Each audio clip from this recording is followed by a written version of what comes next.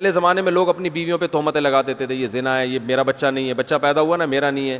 تو اسلام نے اس دروازے کو بھی بند کیا کہ حدیث میں آتا ہے الولد للفراش وللعاہر الحجر، کہ جس کے گھر میں بچہ پیدا ہوگا نا تو بچہ اسی کا ہے بس. اب اس میں یہ شک کہ وہ شکل ان کی وسیم سے مل رہی ہے، پاؤں اس کے ستار سے مل رہے ہیں. وہ ایک آدمی بڑا ایک قوم کا لطیفہ، لیکن قوموں کے لطیفے سنانے سے نقصان ہوتا ہے نا. غیر مسلم قوم ہے لیکن چھوڑو، غیر مسلم کا بھی قوم کا مذاق کیوں اڑائے انسان. بہرحال ایک آدمی تھا، ان کی قوم میں کلچر تھا، ان کی عورتیں پاک دامن نہیں ہوتی تھیں، تو ان کے بچہ پیدا ہوا 10واں، تو فاحشہ عورت تھی. بچہ جب پیدا ہوا 10واں تو وہ 9 سے بالکل الگ تھا، باقی 9 بچوں سے بالکل الگ تھا. تو بچے کے باپ کو شبہ ہوا کہ پتہ نہیں یہ والا میرا ہے یا نہیں ہے، لیکن بیوی سے پوچھے گا تو ظاہر لڑائی ہوگی. تو مرنے لگا جس دن موت کا وقت تھا تو بیوی سے کہا کہ اب تو بتا دے یہ کس کا ہے، کیونکہ یہ باقی 9 سے بالکل الگ تھلگ ہے. اب تو میں مر رہا ہوں، تیرا کیا بگاڑ سکتا ہوں. بیوی نے کہا صرف یہی تمہارا ہے، باقی سارے یہ اس لیے 9 سے الگ تھلگ ہے کہ سچی بچی کا تمہارا صرف.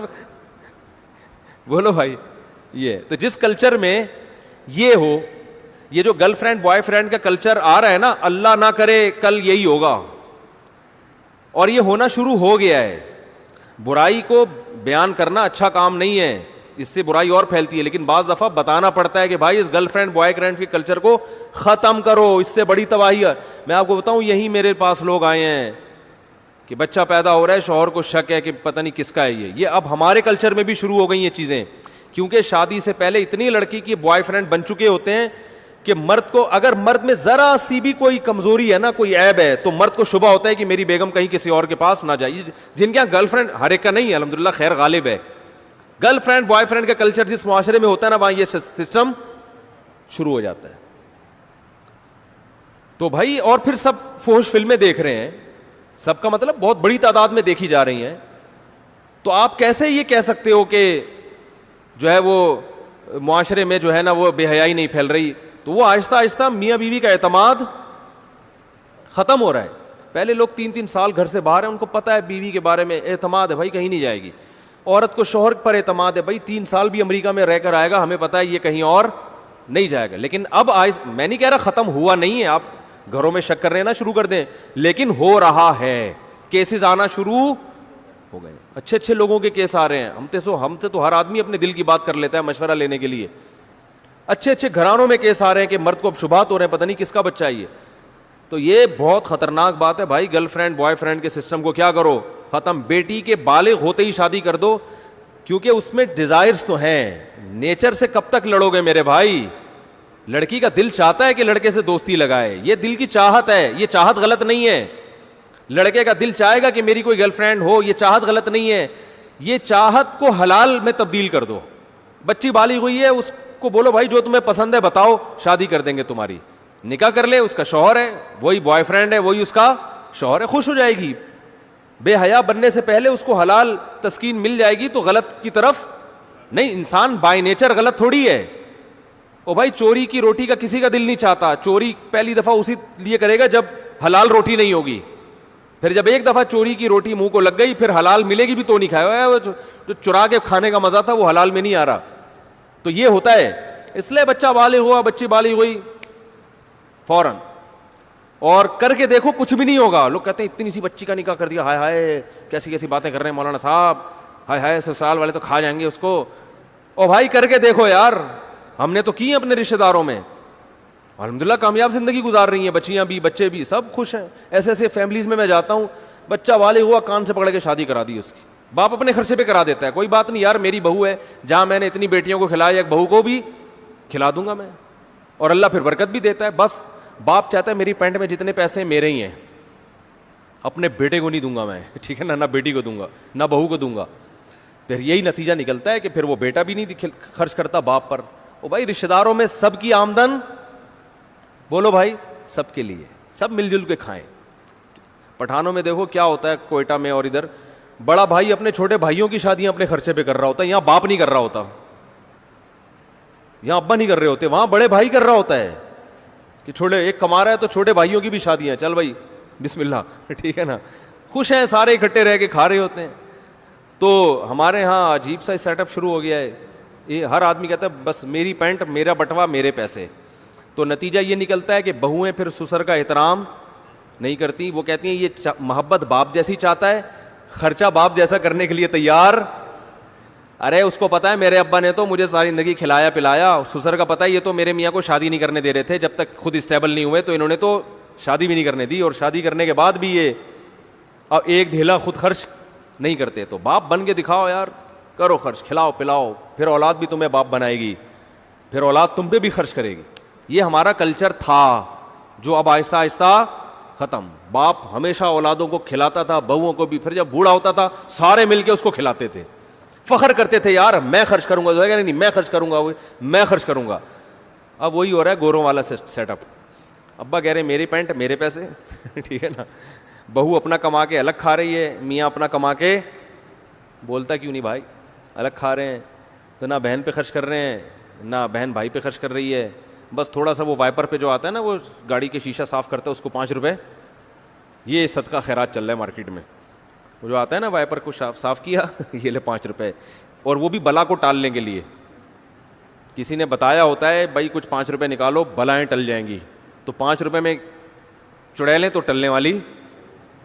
اچھی بات ہے, نہ کرنے سے یہ بھی بہتر ہے, لیکن اس سے بلائیں نہیں ٹلیں گی. سمجھ رہے ہو, نہیں آ رہی سمجھ میں. وہ ایک عورت کسی عامل کے پاس گئی کہ میری فلاں ڈاکٹر سے میری شادی کرا دو. عامل نے کہا 5 لاکھ روپے لگیں گے. اس نے کہا نہیں 500 روپے یہ فیس ہے میری. عامل کرا تو سکتا نہیں ہے. تو عامل نے کہا 500 روپے میں تیرے کو ڈاکٹر نہیں ملے گا. تو یہی ہو رہا ہے کہ 5 روپے میں ہم بلائیں کیا کر رہے ہیں, ٹال رہے ہیں. ایسا کرو گے تو کوئی بھی نہیں آئے گا. تو اللہ نے زنا کی سزا بیان کی کہ نفرت, اور پھر یہ حکام بیان کیے کہ مرد کو اولاد کی نفی کی اجازت نہیں. آپ کے یہاں بچہ پیدا ہوا تو شروع سے ہی پاک دامن عورت سے شادی کرو. نہیں کی تو اب جس ڈیزائن کا بھی پیدا ہو رہا ہے آپ کے کھاتے میں ہی ڈالے گی شریعت اس کو. سمجھ رہے ہو, نہیں آ رہی بات سمجھ میں. اب آپ کو شک کرنے کی اجازت نہیں ہے. اگر آپ کو یقین ہے کہ اس نے زنا کیا ہے تو اسلام کہتا ہے کہ یا تو 4 گواہ لے کر آؤ, یا عدالت میں جا کے 5 قسمیں اٹھاؤ عدالت میں, اور یہ کہو کہ اگر میں جھوٹ بول رہا ہوں تو مجھ پہ اللہ کی لعنت.